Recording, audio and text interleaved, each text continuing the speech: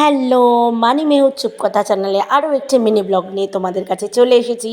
আজকে সন্ধ্যে থেকে ব্লগটা স্টার্ট করছি। 1 কাপ চা আর বিস্কিট দিয়ে শুরু করেছি। হঠাৎ করে আমাদের বাড়ির ছেলে সম্রাট আমাকে ডেকে বলল, মণিমা তোমার জন্য একটা গিফট আছে, স্পেশাল গিফট। তো গিফটটা দেখেই তো মনটা খুব খুশি হয়ে গেল, কারণ আমি তো অ্যাজ ইউজুয়াল খেতে ভালোবাসি। আর তাই জন্য আমার ছেলে আমার জন্য একটা চিকেন স্টিক আর একটা পেস্ট্রি নিয়ে এসেছে। যদিও আমার জন্য বলে ভুল হবে, আমি আর আমার মেয়ে বাড়িতে ছিলাম, তাই আমাদের দুজনের জন্য নিয়ে এসেছে। ও যে পড়তে গিয়ে ভেবে আমাদের জন্য এটা নিয়ে এসেছে, এইটা দেখে আমি এতটাই আনন্দিত যে তোমাদের সাথে শেয়ার না করে আমি থাকতে পারলাম না। তো এগুলো খেতে খেতে মেয়েকে সন্ধেবেলা যেটা কাজ আমার পড়াতে বসে গেছি। পড়াতে পড়াতে হঠাৎ করে ঘড়ির দিকে নজর পড়ল যে না, 9:40 বেজে গেছে।